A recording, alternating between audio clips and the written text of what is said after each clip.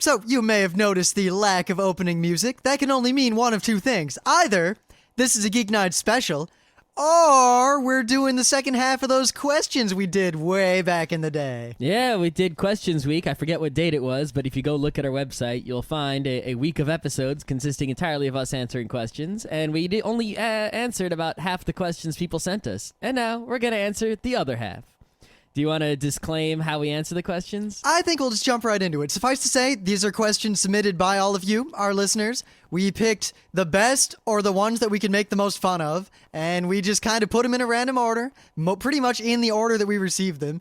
No research, no planning. We're just going to jump right into this with nothing. And we're not giving credit to whoever asked the question. You know who you are. So, without further ado, Joey Jojo Shabadoo writes...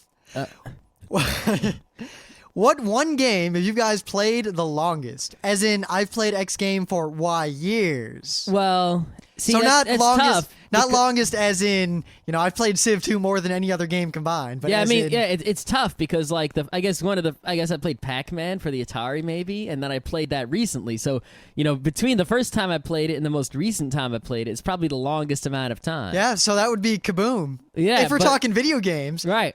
But if you're talking, but if you're talking hours of play total, Civ 2 or Quake 2. It might be like Civ 2 or Counter-Strike or something like that. While I'd think Counter-Strike, and while I played it almost every day at RIT for many years, when I was in high school, I played Quake 2 mods longer than that every day. Yeah, but for me, I guess Counter-Strike, probably.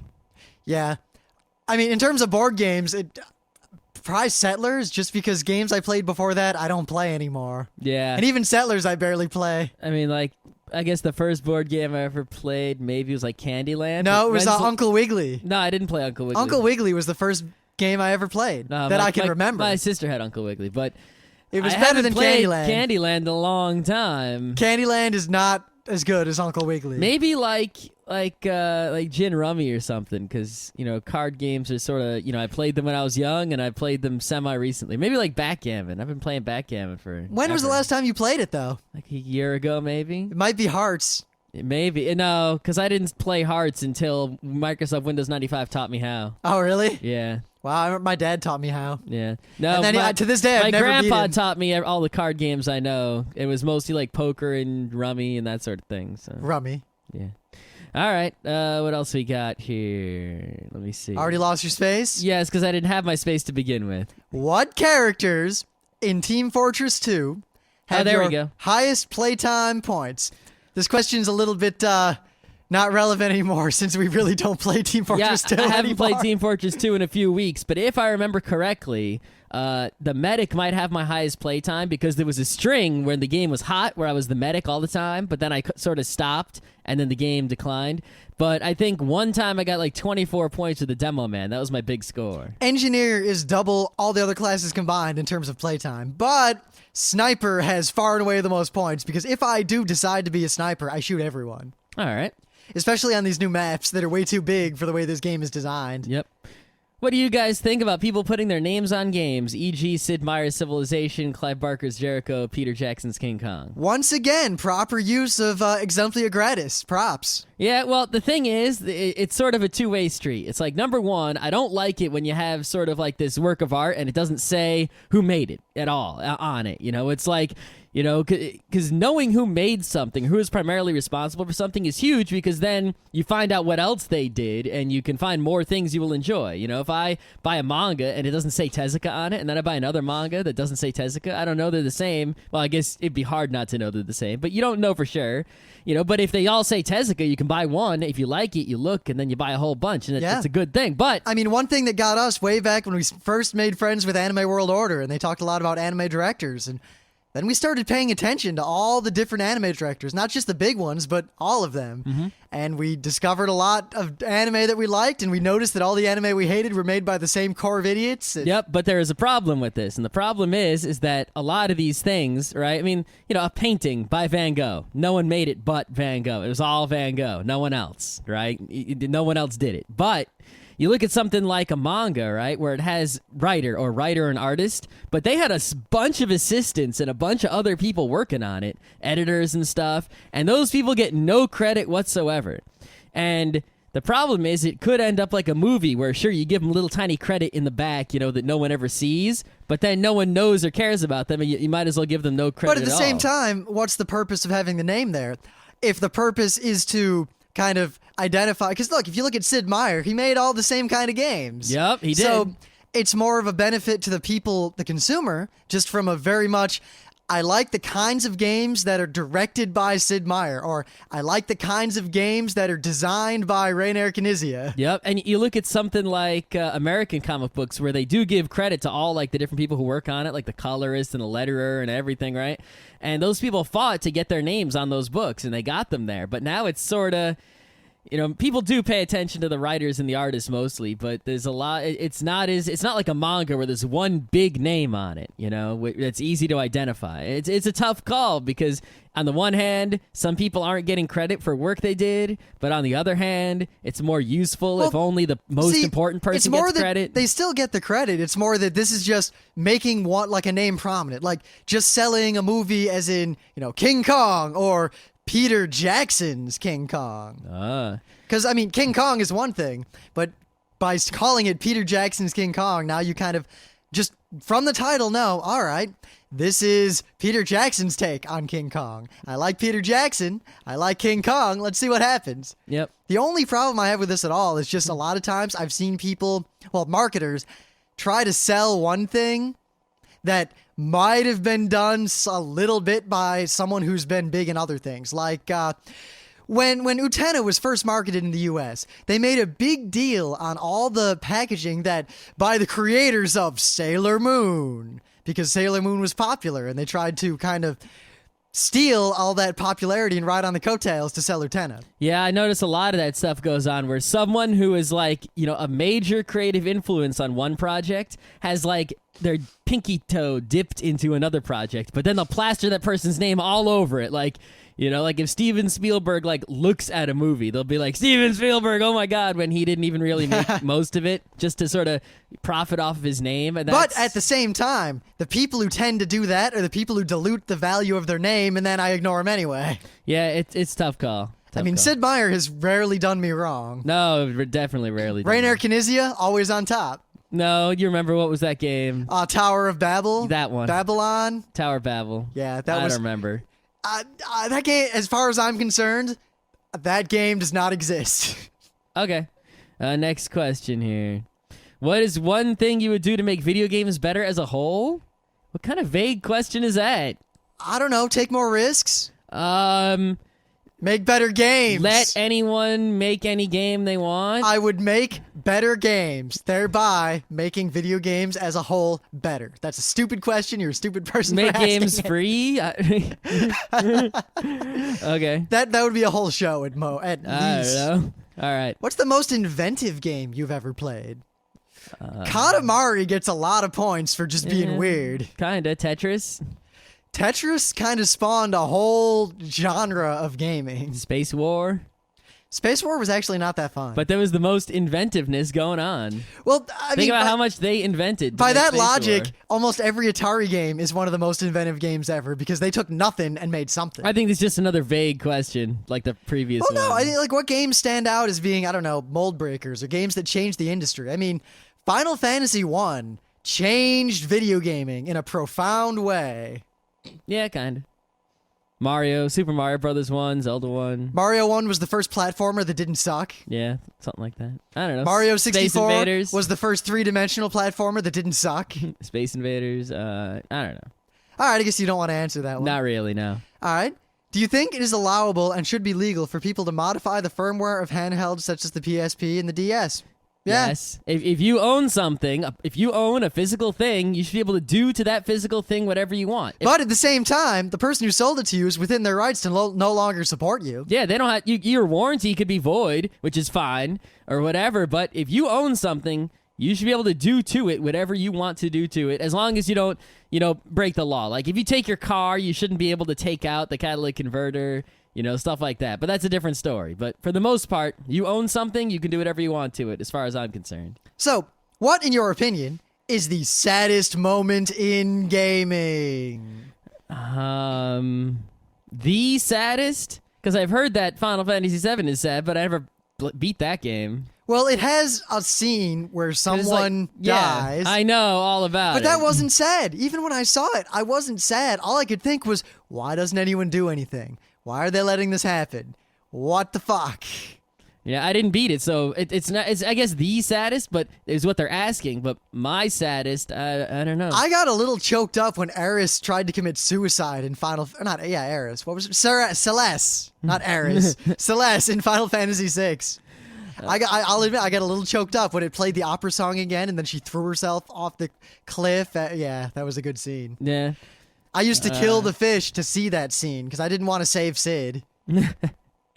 And it was faster to just murder him with poison fish than it was to sit there and try to save him. Yeah, I don't know. It's really sad in gaming because I don't really play a lot of games that have sadness in them so much.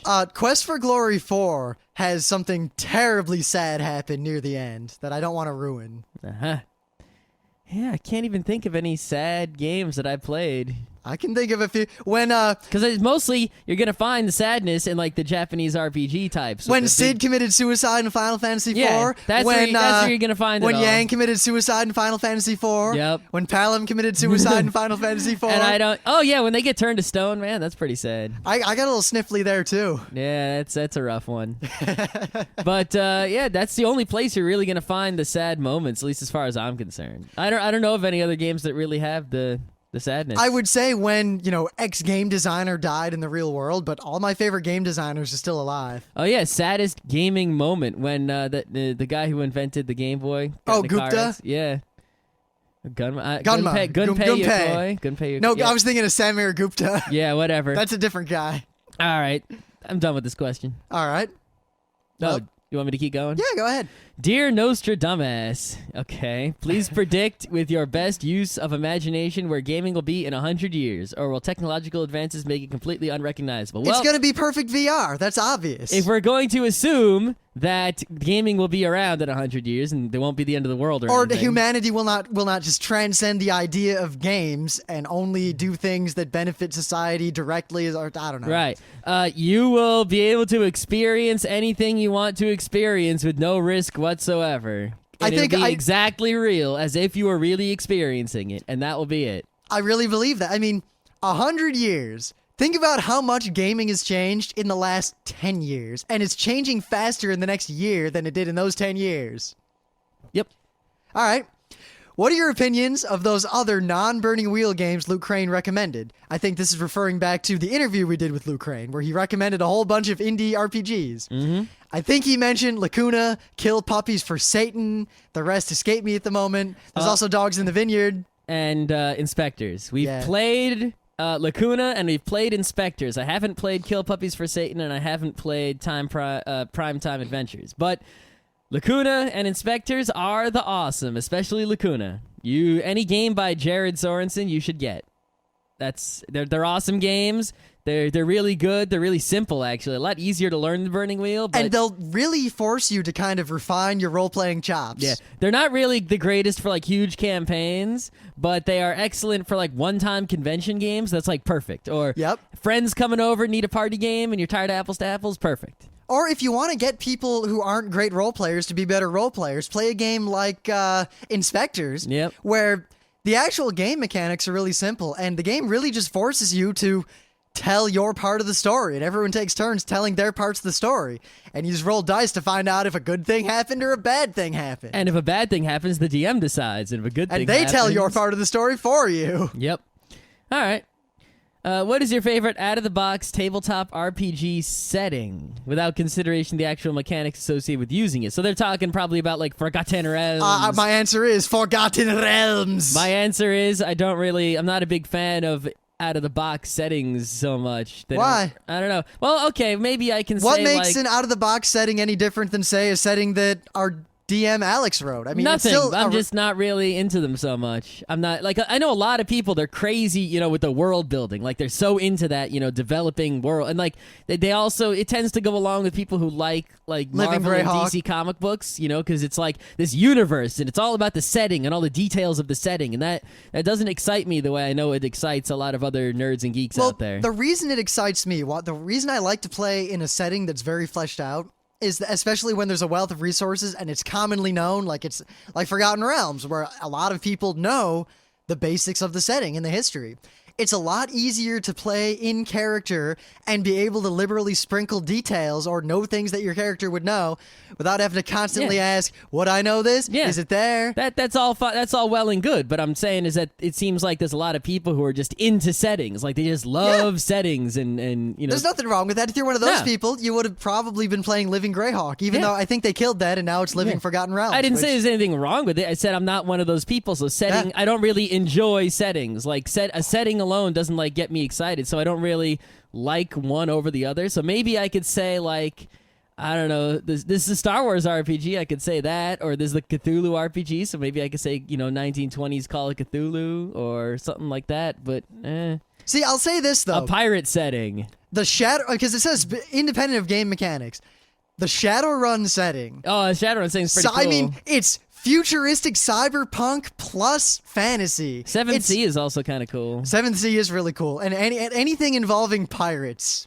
But none of them possibly really in the air. Yeah, none of them really get me that excited though. so. Actually, one I thoroughly enjoyed, and I really wish we had a DM who ran a great game, but then he just kind of petered out, which kind of happen often with multiple different DMs. But we played an L5R game, Legend of the Five Rings. That is a really cool setting. It's all right. Yeah. Of course, it's basically just semi-mythical, feudal, magical Japan. All right. Have you guys ever played a non-grid miniatures game like Warhammer or War Machine? And if so, how was your experience? I'll let you field this one, Scott. All right. Well, I've never actually played Warhammer or War Machine, even though I know of them. I've played that Mech Warrior Clicks game. That's sort of like Mage Knight and Hero Clicks, but with Mech Warrior. And, Yeah, I don't think that counts. That was it was a non-grid miniatures game, but it was terrible, independently of the fact that it was non-gridness. Yeah. BattleTech can be played without a grid as just a miniatures game. That's and crazy. It's basically, I don't really think that it has that much of an advantage over BattleTech on a hex map. Well, it's basically the same game, but with rulers. Well, no, because the difference it adds, and this was brought into stark relief way back when I tried to play and played a little bit, Battle System, which used to be the official Dungeons & Dragons system for mass combat, which was, there's terrain, and you give troops orders, and orders get through, and you say, march forward 100 meters, and they'll march, give or take 100 meters forward, and their formation might get messed up, but you can't measure before you march, so looking at you kind of have On to... BattleTech, you can.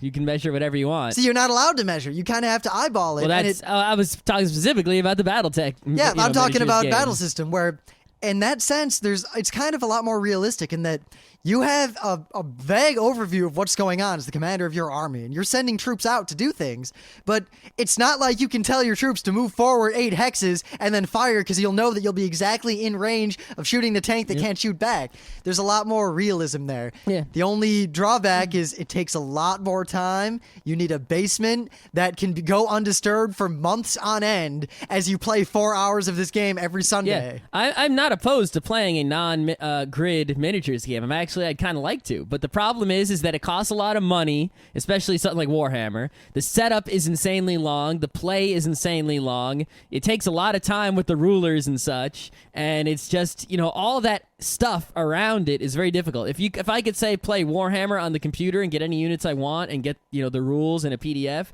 I'd be willing to play that probably. See, that is one thing. Games like that are really fun, but they get really close to that line where you're better served by playing a really good PC war game. Yep. I don't know. It's one of those things, a hobby that I would definitely be into without question if I were a member of the Idle Rich. Which is still our goal. Yeah, if I had a basement, I might set up something like that. But I probably wouldn't play Warhammer or War Machine, even though I know they're okay. I'd probably go for one of the cheaper ones, like something with normal military soldier guys, like some old war, like a Napoleonic War or something. I don't know. All right, this one's a long one. I'll take this one.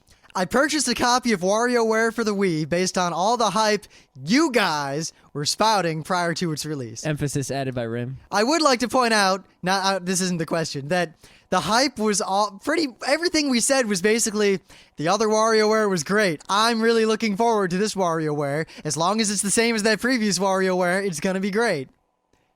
Yeah, Anyway. that's pretty much what we said. Will you give me a refund for my wasted money? No. You're the dumbass who listened to us and didn't do any other research and bought the game before you heard us review it, because we reviewed it like the day after it came out saying how shitty it was. Yeah, I mean, come on. You're just going to do everything we tell you to? That's Well, your you problem. should, but the thing is, you should wait until we review a game before you buy it. Yeah, if you're going out and buying products based on what people say who have not used that product yet, that's your fault. I like WarioWare for the Wii. Maybe it has something to do with whom you're playing. That sentence bothers me. I'm just going to skip it. Yeah. I've heard from people who have played the prior WarioWare games that this iteration is pretty bad. That is 100% correct. I've never played those. I don't know how it compares. WarioWare Wii is a garbage game, and it should not be even looked at again. No, I mean, I guess it's you could rent it. It'd be fun for like 5 minutes. Only in single player. Yeah, just rent it, beat the single player, bring it back. However, be warned that Use the GameFly, the Netflix of video games. That'll work. Be warned, however, that if you just hold the Wiimote in front of you and kind of shake it, you can win 80% of the mini games. Yeah, but it won't be enough to actually beat it. You'll actually, Plus, it will be less fun if you try that. Okay. Getting back to the original topic. Okay, I guess these are all the same person, even though we don't know who that is. What elements does it take to make an enjoyable game? In other words, why is XCOM UFO Defense a better game than Lair? Or is it not a better game? Well, it is a better game. I don't know about Lair, but it is a better game. Okay. I think, for me at least, there are many things that can make a game fun. Like, for example, I'm playing that Lego Star Wars right now, and it's fun because there are amusing things going on. But in other ways, the game is not so fun. Or Portal, which is fun because it's just so slick and so perfectly designed. Yep, but I think the things that make me feel like a video game is fun, the thing that, I enjoy when I'm playing video games is when there are decisions to make or there are tests of my skill and they are or appear to be meaningful, where I have a choice and that choice feels meaningful, or if they're going to test to see, can I do this? And it's the amount of skill that I have at doing that thing feels like it makes a difference in terms of whether I achieve or fail.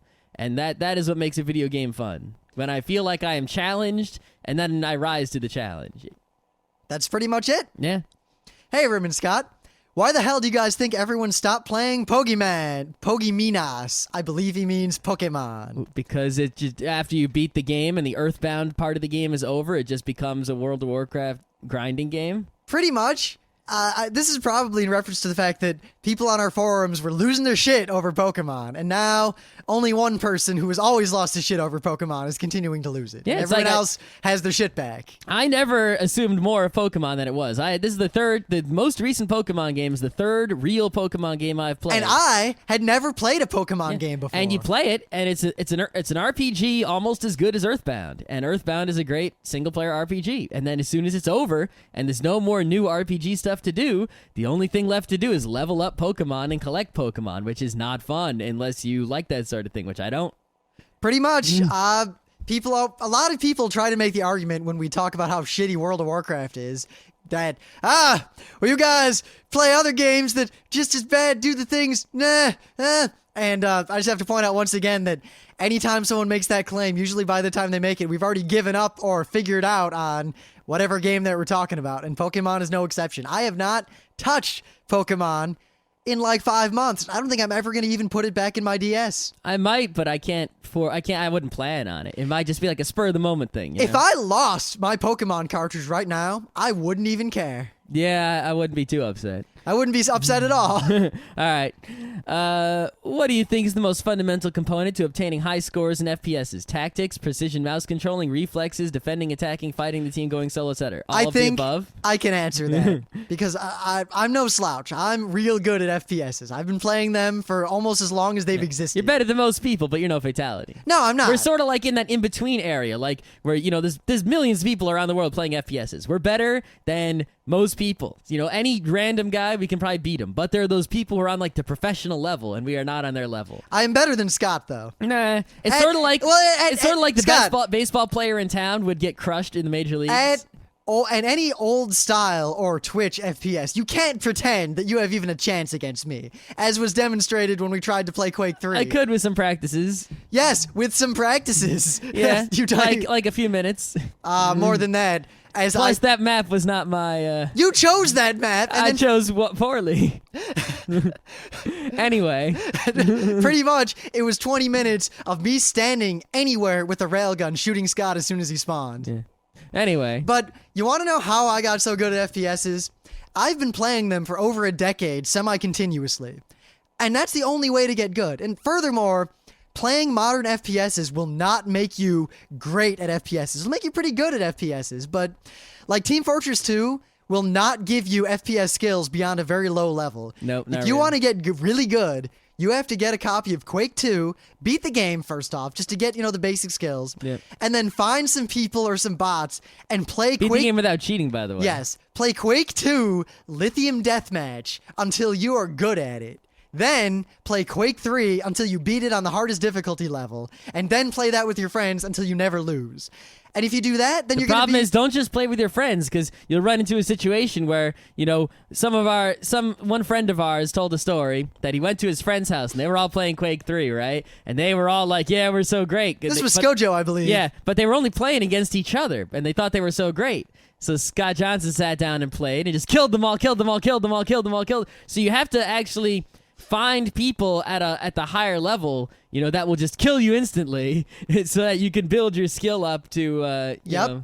or Like, else, also, you have to figure out ways to play that will maximize skill gaining. For example, in Counter-Strike, if you want to get really good at Counter-Strike in a hurry, only play FY maps and play them all the time. And if you're dominating a server, leave and find a different server that you can't dominate, and stay there until you dominate it. yeah, you need to sort of raise the bar in order to actually jump over it. If you keep the bar at 4 feet high and keep trying to jump higher, you'll still only be 4 feet high jumping good. Plus, by playing on those FY maps, think about it. Now it's not, a minute of maneuver, and then the shootout, and then you got to spend all this time between shootouts not learning a lot of skills. You have to play just the shootout continuously.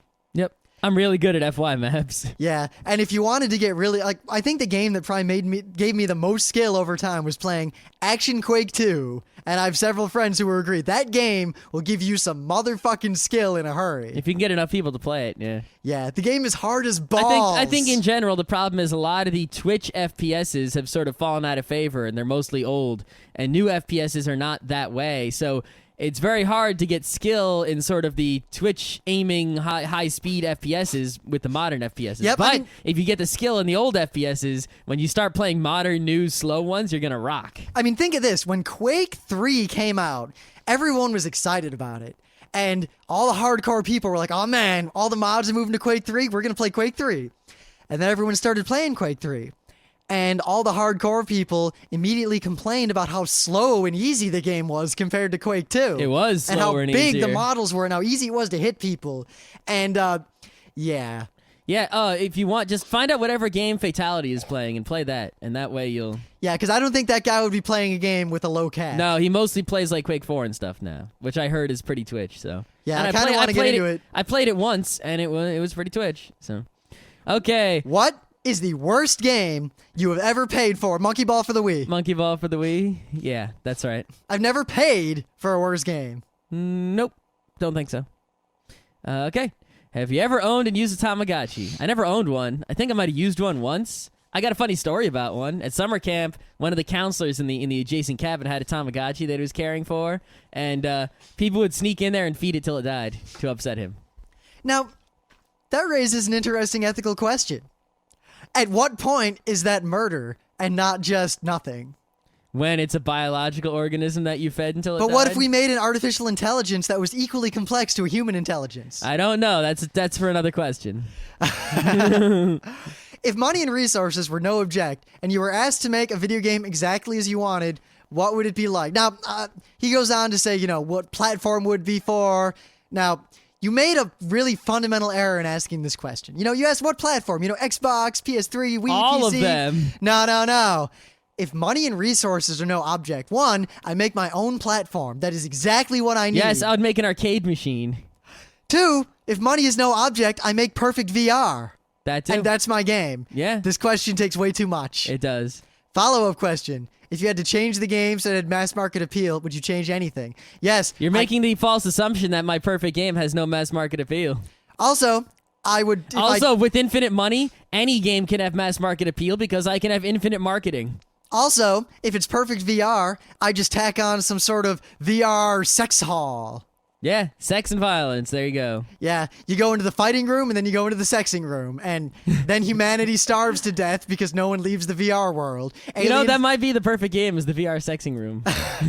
Aliens come in. That just answers the whole thing. No, because to paraphrase Futurama, when Fry is first exposed to the VR internet of the future, he walks into the sex area, he walks out 5 minutes later and says, well, I am now bored with sex. It's true. I can say one thing. Furries and pretty much anyone with a fetish, no matter how weird, would pretty much be in heaven at that point. Probably. If you could, yeah. Yeah. So yeah, that's the game I'd make if I had infinite money. Okay.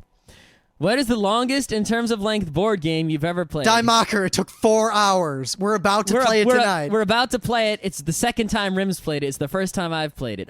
But I think I have played games of Monopoly that were pretty goddamn long. There was that one game of Monopoly we played with Ken and Nicole and most of the original FRC. I've also played some games of Risk that were pretty goddamn long. And I think Peterson 3 or maybe Sol 8. And also Shogun, that was pretty goddamn long. Yeah, but not 4 hours. No. I guess we've played RPGs for like a day straight. So like D&D for a day straight, does that count? Yeah, in high school, every Sunday we used to play This D&D. is board game though. Yeah, we used to play D&D from like 10 in the morning until like 10, 11 at night. I mean, even now when we play Burning Wheel on the weekend, it takes more than 4 hours to play. So even Die Mocker, if it took 4 hours, it'd be less than, just an RPG. It still might be that one game of Monopoly. Oh, we played BattleTech that's gone on pretty long. Oh, God. Battletech games took 8 hours easily. Yeah, but that's... that one game of Monopoly just kept going and going, and eventually everyone was bankrupt except Ken and Nicole. And neither one of them would just quit and give up because the other one would say, well, then I win if you quit. And neither one of them could lose because they both had a ton of money. And it was basically hours and hours of them playing Monopoly. It was actually X-Men Monopoly, and they had mutant powers that were kind of stupid. Oh, yeah. I Yep. forgot all about that. Don't play any Monopoly variants. Actually, I have a Monopoly that's like the best one. I have Millennium Actually, Monopoly. if you want to play Monopoly, play it one more time and play it with the actual rules. And I mean, read the rule book. Do what it says. If the rule book you have doesn't seem very different from what you think the rules are, go online and print out the oldest Monopoly rule book you can find a picture of. Very and simply, use those rules. Here's what matters. 1, if someone lands on free parking, nothing happens. 2, if someone lands on a property and does not buy it, it immediately goes up for auction and is sold. Yep. Those 2 things make Monopoly almost a worthwhile game. Yep. But not quite. All right. Do either of you miss FMVs in PC gaming? They went somewhere? Well, I don't know. I see lots of FMVs in games all the time. However, personally, I'm a fan of the game. The reason I'm such a fan of games like Half-Life 2 and its sequels and all those other, Valve games is that they sort of, they have this very cinematic experience where you don't really have these, you don't stop the game and watch a video that often, a couple times. But what you do is instead, you lock the protagonist in a small room he can't escape while 2 NPCs blather on for 5 minutes. Yep.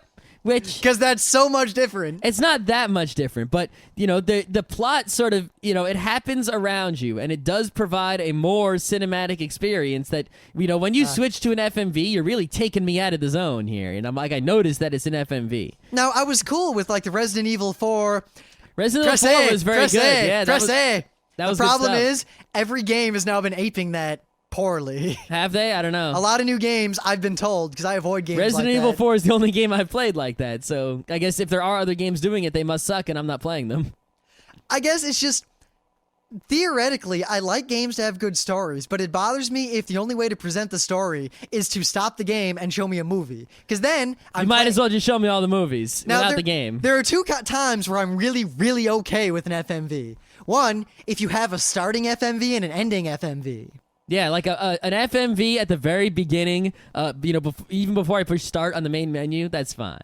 In fact, that could be cool. Or like an FMV at the climax of the game, like the climax of the plot and everything, when now you watch a 10-minute movie and then the game continues right there. The one thing I think, though, that really helps out the way Half-Life 2 does it, even when it traps you there and, forces you to, whatever. I play games with myself, like how far can I jump off of this computer? That stuff. But, I wonder if I can kill anything. But also is that the FMVs generally have like this incredible like pre-rendered graphic quality that is so much different from the in-game live rendering, and that also sort of takes you out. And in Final Fantasy VII was notorious for that. Yeah, so I actually like it better when you just do it within the game rendering engine, and that way it looks the same and doesn't sort of throw me for a loop. I know people are crazy about their graphics, like, OMG, look at them graphics in that FMV, but it's pre-rendered. It's not exciting. Pre-rendered is actually the reason Myst looks the way it looks, even on shitty old DOS machines. Well, also barely animated, mostly static, nothing moves. Yep, and that is the reason that, graphics in games is ruined all the way to today, so, all right.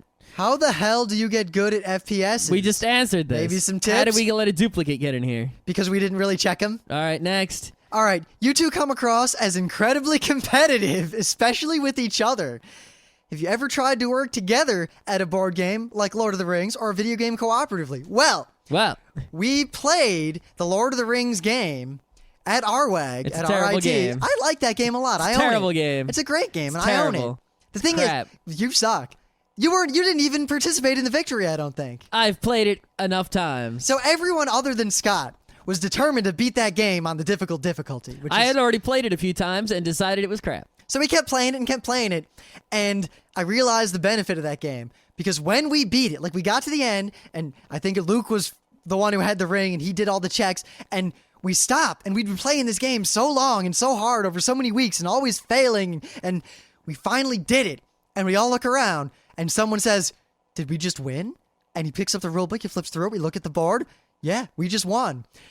And we jumped up, yelling and screaming, and ran around the room for like 10 minutes, and high-fiving everyone. And there's 100, 200 people there, and that was worth it.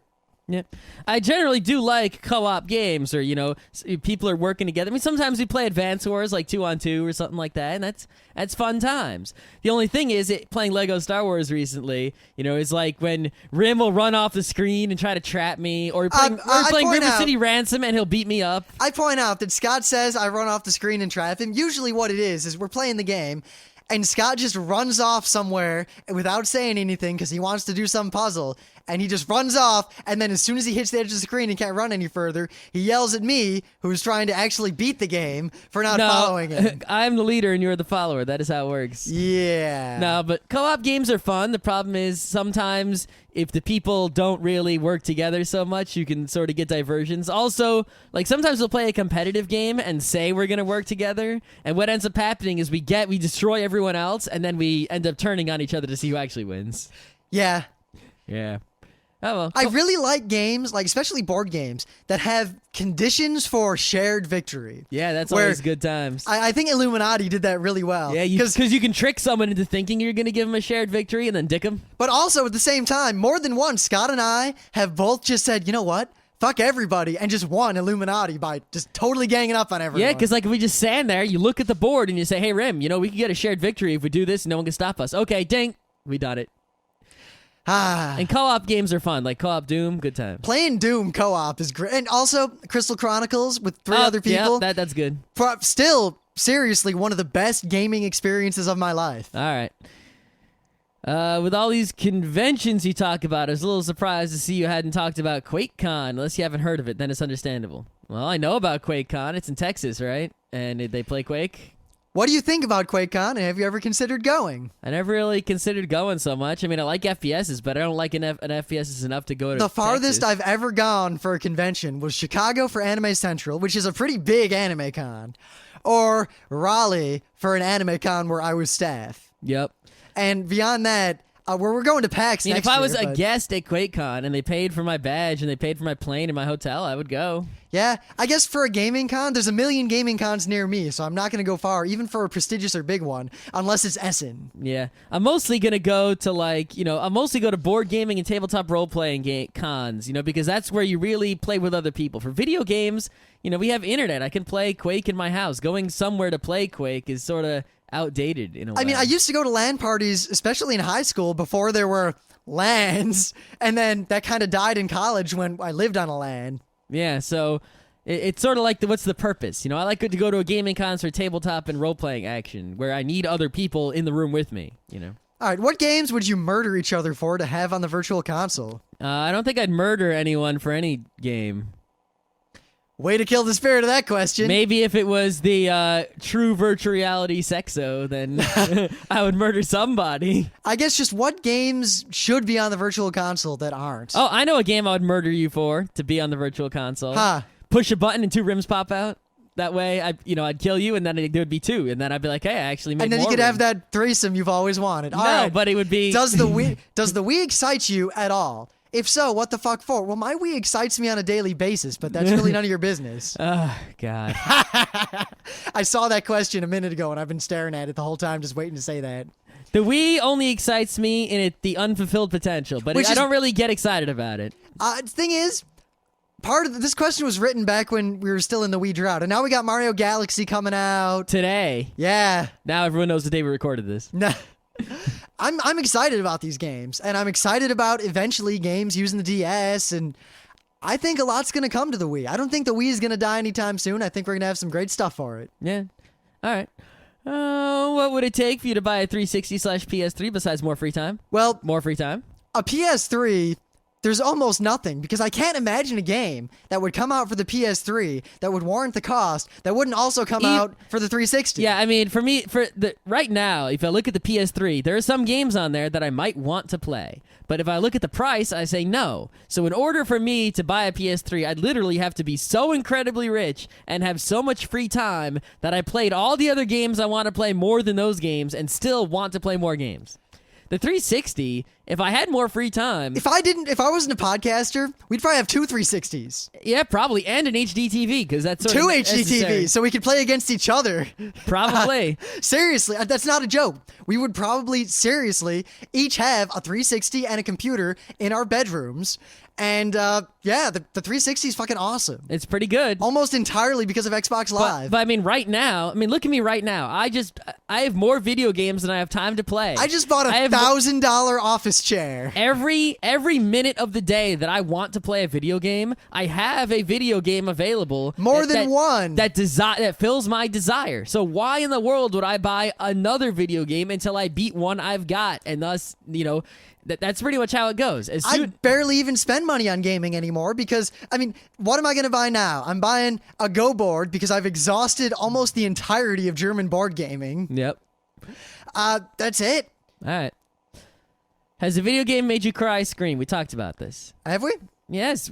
Has a video game ever made you cry, scream? We just talked about sad video games. Well, sad. How about Scream? Because I've had a few games startle me. The end of Zelda 1 when I was a kid was fucking scary. The end That of Zelda 1. level, do. When I saw the hammer, when I was playing Zelda 2, and I saw the hammer for the first time, and I cast the jump spell, and I jumped over that guy because I couldn't fight him because I wasn't that good at that game, and I had 1 life left and almost no health, and I went and I was about to get the hammer, and I had it, and then I grab it, and the standard there going da-da-da-da, and I went, yes! And then one of those maces came flying over and hit me, and I died. And I went, nah! And then I yanked on the controller because I was mad. And that unplugged the power. And I went, no! And my mom came in thinking I'd cut my finger off or something. Also in Zelda 2, yeah, that other island, as soon as you get the raft and go across the ocean, it's scary over there. Real scary. Also, I screamed once when someone was playing, I forget what one of those, Resident Evil kind of games it was, but I was watching someone else play it. And I wasn't really paying attention, and then something jumped out, and I went, ah! Yeah, Eternal Darkness a few times jumped out at you, and it's not like a cry or a scream, but it's like, boo, surprise, and I go, Yep. Surprise. I was frightened, and so was Scott, for a few seconds by one of the insanity things it did near the end of the game. Oh, yeah. Just that one. Yeah. I don't know. Do you really throw controllers / mice in anger? Well, when I was a kid, I'd throw the NES controller around. I never see, every kid had a different mode of dealing with their video game frustration. The video game nerd, watching him do stuff, that's exactly it. That feeling was expressed in different ways by different kids. Some of my friends threw them. Some of my friends would pull on them, thus pulling the Nintendo out, which I only did once or twice. I was the kind of kid who would squeeze the controller as hard as I could. Just, ugh! Yep.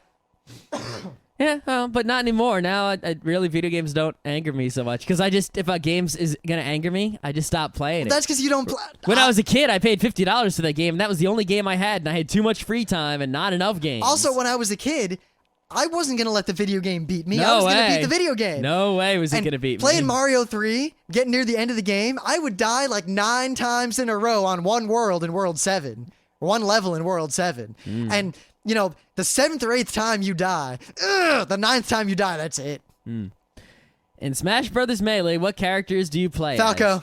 I play as Samus mostly, but I also go with Dr. Mario. I'm pretty good with Dr. Mario. I pretty much I tend to use all the characters mostly. I mean, there's some I don't use at all. Like, I don't really use Captain Falcon, really. But, you know, I spread it around. I spread the love, even though most of the love goes to Samus and Dr. Mario. Well, pretty much it's like I'll go Falco, Falco, Falco. Kind of like how in Soul Calibur 2 I'll go Voldo, Voldo, Voldo. Oh, in Soul Calibur, I am Siegfried/Nightmare 100% of the time. See, but then I get bored with that, or if I'm winning all I the never time. get bored with that. So I always switch it up for a while, and then I always switch back to Falco. It's like Falco, Falco, Falco, Princess Peach, Pikachu, Falco. Sometimes I'll You're go a Fox. bitch with that Pikachu. Everyone is. Pikachu's a very bitchy character. Yeah. In the new one, what characters are you looking forward to playing as? Well, I'm going to play as all of them. King Dedede. King Dedede King is Dedede. pretty hot, yeah. But, All right. Samus, Dr. Mario. Assuming it's a decent conversion, what tabletop RPG, board game, card game, miniatures game would you like to see as a video or computer game? This could All be- of them. Yeah. Any board game, well, any board game, not RPG or tabletop game, but any board game, card game, or miniatures game can be a computer game. And that will always make it better because, well, it won't always make it 100% better, but it will always allow you to play that game without dealing with the setup or dealing with the rules administration, and it'll help you learn the game at the very least. So, as far as I'm concerned, every board, miniatures, and card game should also have a video game form because that can only be good. It cannot be bad. Now, in terms of role-playing games, I've thought about this a lot, and now I suddenly realize this would be a decent programming project we should try to work on, because this would be so great, especially, at least for those of us who will have laptops playing Burning Wheel. Yep. But a companion system to a tabletop role play. I mean, I could companion system is one thing, but like they're trying at D&D now with their 4th edition is trying to basically make it so you can play D&D online. Now, I period. can see a way to play Burning Wheel online. If everyone had video chat, because my office has this thing where like all the offices have constant like video chat and audio chat. Yep. And that sort of thing, coupled with a network companion system, companion cube, that could deal with all the die rolls centrally and just, keep track of all your crap for you. And like you're doing a dual wits, it does all the picking. You can do all the picking, and it like iterates through all the things and does all the rolling for you. And maybe like the DM could approve and disprove of fortune. Yeah, you things. just choose your action, and then it goes poop, and it says what happens. Anything like that to let people who live far apart play a game like Burning Wheel online be awesome. Super awesome. And now I feel like you, me, and Alex should make a companion system for Burning Wheel, not for the whole system, but just to track a character, as in I'm sitting there with my laptop with my character sheet in the game. I definitely like having laptops as a companion system. You're still playing a tabletop game, maybe even still rolling real dice, but being able to not have a piece of paper, but use your laptop, that's good stuff. Well, no, just in Burning Wheel, very specifically, every time I test a skill, I just tell it how many dice I rolled, and it takes care of all the tracking. Every time the I use tracking Artha. of the advancement? Yes. Yeah, that's good stuff, too. We could make that pretty handily. Yep. We probably should. That's good stuff. Let's do it. Maybe. You want to? I don't know. Well, I if got we other can- stuff to do first. Assuming the same, what video or computer game would you like to see a material equivalent to? They've already made Railroad Tycoon as a board game, which is fine. I'd like that. Yep. Obviously, I want to see Portal the board game. Yeah. While it goes really well from board game to video game, it doesn't really go so well in the other direction so much. I mean, like Half-Life 2, the board game. They made Doom the board game kind of crap. World of Warcraft the board game. Doom the board game is just one of those, Hero Quest type games. yeah, which are fun until, like, we played Hero Quest again not too long ago with Alex. I think what it is when you take a board game and turn it into a computer game, it's the exact same game, just in a different format, but like when they convert video games to be board games, it's actually a completely different game, just happens to have the same name on it. Going back, board game turned into a video game, specifically Twilight Struggle, especially if you change the rules to take advantage, like if it were a well done computer game that were otherwise a lot like Twilight Struggle, that'd be awesome. Yeah, it'd be good. Because Twilight Struggle suffers primarily from the fact that it's a board game and I have to twiddle all these bits. Macher also, probably. Yeah. I don't know, but yeah, video games into board games isn't the greatest because it's really a different game entirely. Doom the board game is not the same as Doom the video game, but you could take, say, Settlers of Catan, you put it on the computer, it's unchanged. So, well, obviously, you got to adapt it, make it first person. Yep. But I mean, yeah, video game to board game, not good. What is your opinion of the new art style story direction of Advance Wars DS2? Do you like the fact that they dropped all the COs for new ones? I don't really care. Yes. One reason alone. I've transcended Advance Wars. I'm done with it. The game is solved. It's not that hard. I beat Advance Wars 1 and 2 with all S's on normal and advanced campaign. I beat everything in the DS except all the war rooms that were already in Advance Wars 2 because I didn't want to do them again. I win every time. The game and all the new COs didn't really add anything to the game in terms of strategy because they were all effectively either brokenly powerful or worse than just grit or hawk. Yep. It was just they couldn't extend the game other than making more maps unless they completely redid the game because the COs were no longer a paper rock scissors. It they were does, just all we know about the game so far is from the screenshots that I've seen, but it mostly seems like a sort of graphical style revamp more than a gameplay revamp. If they hadn't gotten all rid the of the old units are the COs, same, but there's a few more like motorcycles and stuff. if they hadn't gotten rid of the old COs, they would have had to leave Grid in. And unless they gimped him or something, which would have made all the fans of Advance Wars except me bitch and moan, then the game would have still been kind of a little tiny bit broken. Yeah, it'll depend on what the powers of all these new COs are, which are yet to be revealed. What would you have to say is your personal weirdest video game moment? I have an easy answer to that one. All right. You don't have anything? Not really. No weird moments? Playing Counter-Strike and like weird graphical glitches or somewhat doing, I don't know. There was one time I was playing Castlevania 2, a game that unnerved me as a kid anyway. Oh, wait, I have a moment. Okay, so you can go. All right. So I'm playing Castlevania 2, and I was always fascinated. I was always trying to get to areas that seemed mysterious that I couldn't get to. And I would go around that game throwing holy water everywhere and looking. And one time the game kind of glitched. And I ended up, it was in like the third or fourth mansion. And there's like water in the ceiling. Like you could see water above the highest place you could get to. And I ended up glitching and stuff, and I ended up getting up there. And then there was a glitchy area above that, and it was full of nothing but those hanging dead skeleton bodies. And they were all moving up and down. Uh-huh. And as a kid, I was up there walking around, and it was just really weird, and it really creeped me out, and I couldn't get out, and I eventually turned the game off, kind of unnerved. Mm-hmm. One time I was playing Mega Man 2, and I remember I was a little kid, and I think a babysitter was over or something. And I was fighting Bubble Man. And then I jump up, and the door, the little doors that go into Bubble Man's, like the Mega Man boss doors, it opened, and I exited Bubble Man's room. But the Bubble Man music was still playing. And I was like, what the fuck? What the fuck? That door is not supposed to go that way. It's a one-way door. And then I go back, it opens again, and it lets me back into Bubble Man's room. And I guess I'm still fighting him, kinda. But it's super glitched out, and there's like platforms I can't see, and everything's fucked up, and I don't know what the hell was going on. And then I just sort of did everything I could do in that room with my little NES controller, just playing around, figuring out what the hell this glitch was, going, whoa, until I had to go to bed. There was one time, too, I was playing Metal Gear, and I was going into the room with the supercomputer, but I ran back out the door by accident, and I went back in, and the game glitched, and I just skipped the supercomputer, and now I was in the room with Big Boss. Oh yeah, spoilers, but... Oh no. Spoilers for Metal Gear. Metal Gear for the NES. Yeah, you know what? Big Boss, he's trying to murder you the whole time. He's actually the bad guy, and you can only kill him with rockets. All right, what is more annoying, an impossibly hard game or a stupidly easy one? Neither of them are annoying because I just stopped playing either one. I don't know, a stupidly hard game or an impossibly hard game. I would beat my head against to try to become good as a kid. It depends on how. Okay, here's the thing, right?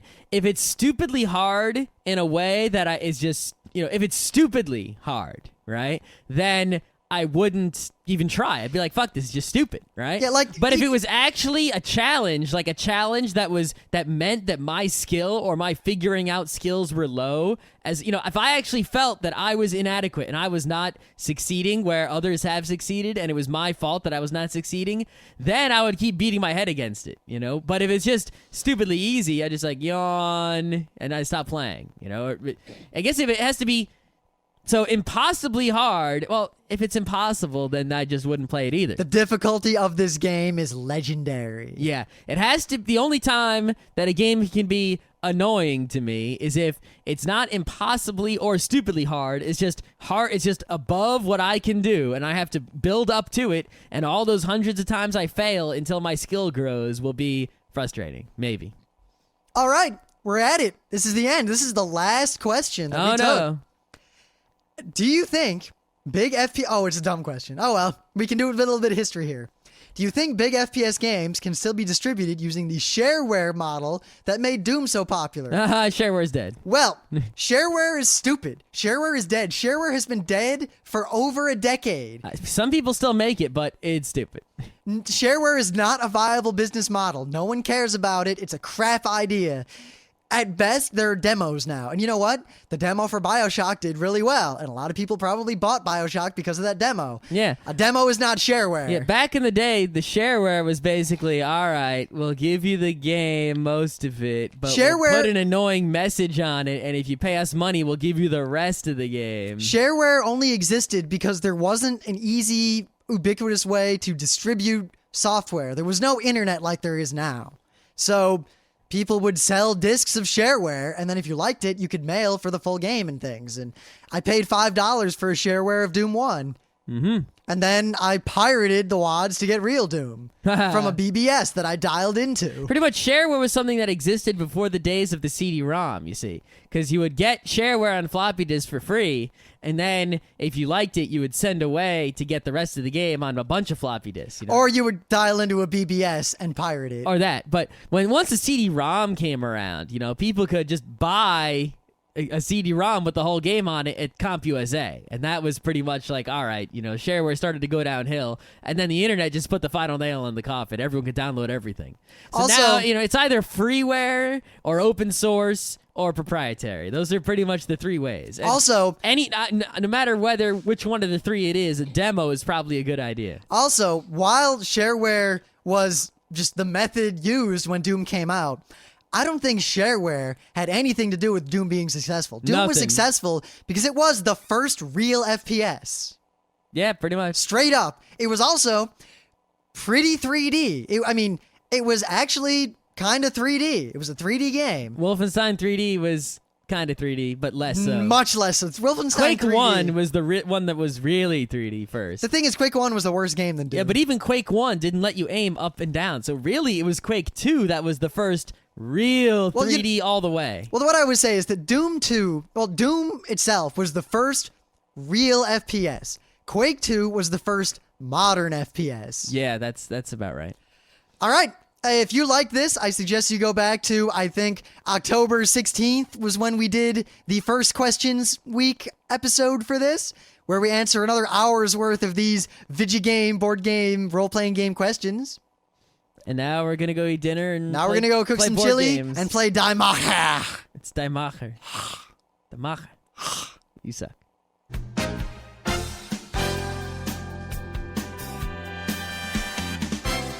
This has been Geeknights with Rim and Scott. Special thanks to DJ Pretzel for the opening music. Be sure to visit our website at www.frontrowcrew.com, where you'll find show notes, links, our awesome forum, a link to our Frapper map, and links to all the RSS feeds. We say feeds plural because Geeknights airs 4 nights a week, covering 4 different brands of geekery. Mondays are science and technology. Tuesdays, we have video games, board games, and RPGs. Wednesdays are anime, manga, comic nights. And Thursdays are the catch-alls for various rants and tomfoolery. You can send us feedback by email to geeknights@frontrowcrew.com. Or you can send audio feedback via Odeo. just click the link that says Send Me an Audio on the right side of our website. If you like what you hear, you can catch the last 100 episodes in iTunes or in your favorite podcatcher. For the complete archives, visit the website, which has everything. Geeknights is distributed under a Creative Commons Attribution Non-Commercial Share-alike 2.5 license. This means you can do whatever you want with it as long as you give us credit, don't make money, and share it in kind. Geeknights is recorded live with no studio and no audience. But unlike those other late shows, it's actually recorded at night.